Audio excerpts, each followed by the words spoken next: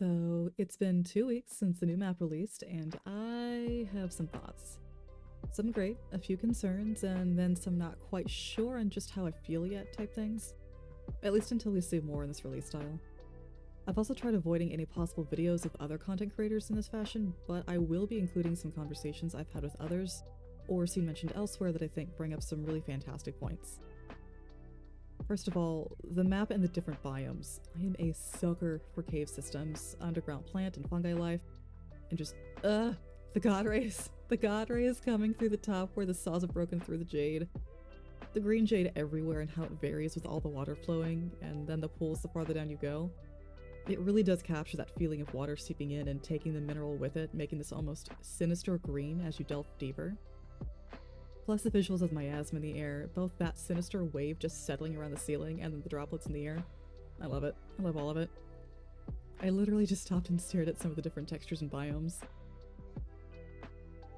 I do definitely see where some assets or styles were reused, and I like how they flowed into each other, but it's hard not to imagine another place instead of paying attention to where you are at times.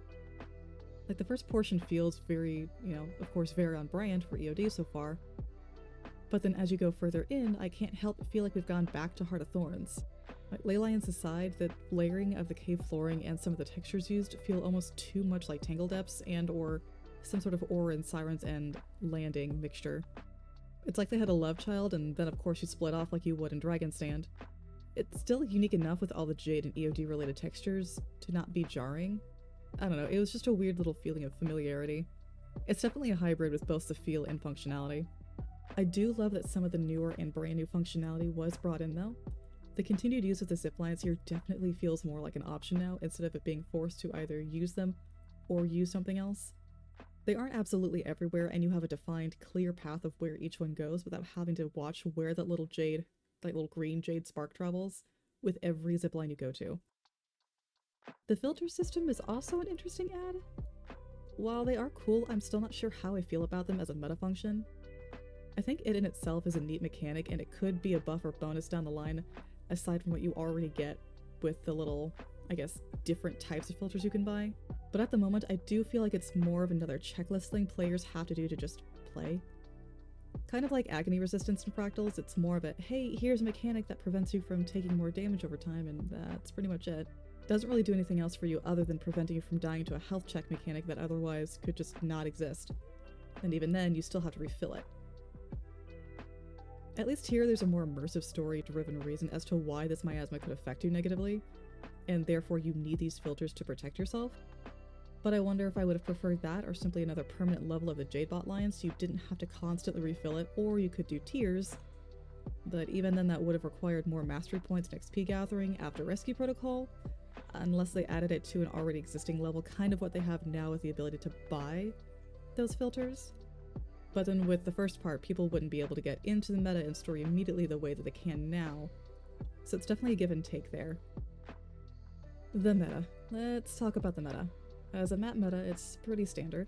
Escort the people, clear and capture the thing, loot, escort, clear and capture, and then repeat until you got the bosses, and then you farm the optional enemies for more chests at the end. That's all this map physically is, just like Drizzlewood, Dragon's End, and Dragon Stand. And I guess in the grand scheme of things, it just serves its basic function. It just really isn't unique. With how short both this and the story are, I can see why people feel like it's incomplete. Noxie over on Twitter brought up the great point with why do we need meta maps constantly instead of just well-rewarding maps?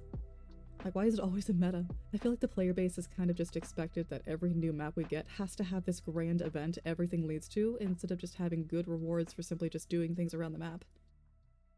That's one of the things I really loved about Grothmore Valley. They're called metas or events based on who you talk to, but the fact that there are so many equally as important events with bosses in between really stuck out from all of the other content in the game to me. I think what would have made this map more interesting would be a longer time frame after everything was cleared. Have some fun events at all the encampments and fortresses, and then have the haze start to fade back in like it already does. Maybe someone is still under the effects, and one causes a fight. Maybe you take what you learned in the story with how the jade absorbs the corruption, and you clear some of the energy around by trapping it. Or maybe you help clear some heads and help heal those not fully affected by the miasma. I don't know, something else that just makes this map not feel so short and isn't just placed smack in the middle of the main escort's timeframes.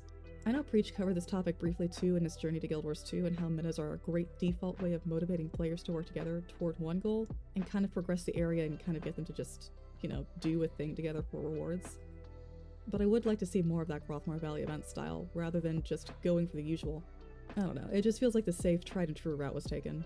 Though, given the story, I get the obvious feeling that this was more of just a plate for this particular story to be served on and introduced, rather than its own standalone interesting thing.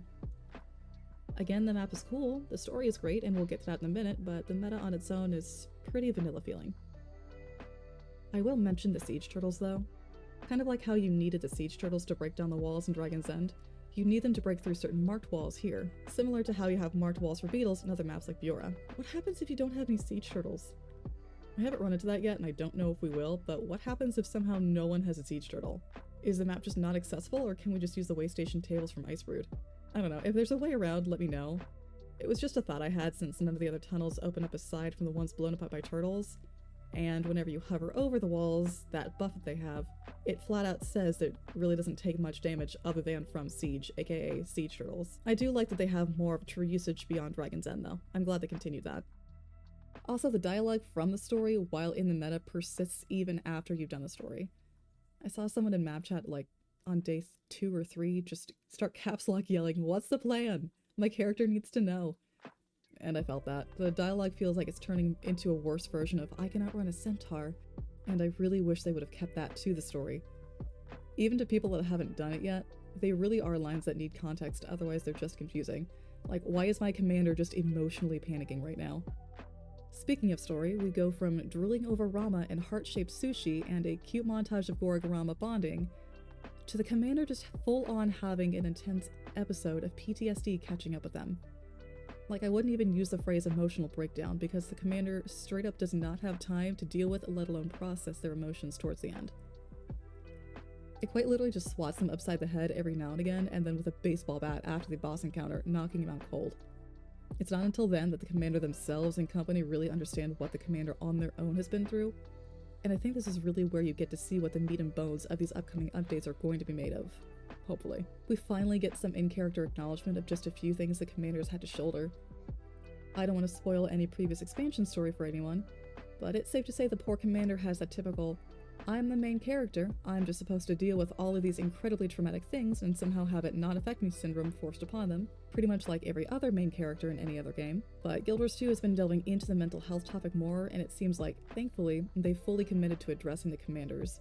It really started with Icebrood and the enemy's ability to literally get inside the commander's head and start digging at their psyche, but it's not until after that experience that it really starts to stick with them, and we just see the culmination of that and how their demons, figuratively and literally, are eating away at them until they just drop.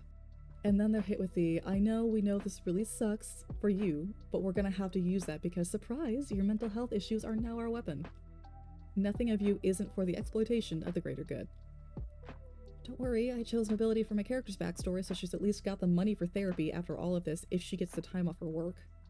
I've kept myself from watching it until I'm done with my own thoughts, but I believe as of this time that I'm recording this, the Lightbringers podcast has their most recent episode on this on YouTube now. For those who don't know, this is hosted by Jebber Unity, who is an active professional in the mental health field and obviously another fantastic creator in the Guild Wars 2 space. And he discussed this with Rookery, Groof, Crichton Herald, and World of Enders, I believe. If you're wanting to hear more on that particular topic and the story, I'd really recommend giving that a listen after this, and I will have that linked in both the description as well as a card here in the top right corner. I know after this I'm definitely going to, and then to binge everyone else's videos that I've been starving myself of until today. I don't know, I'm interested to see how this new content release style goes. They mentioned new masteries and whatnot, which we haven't really seen aside from the addition to the already existing Jadebot with the filters, so I can't wait to see what new stuff they come up with.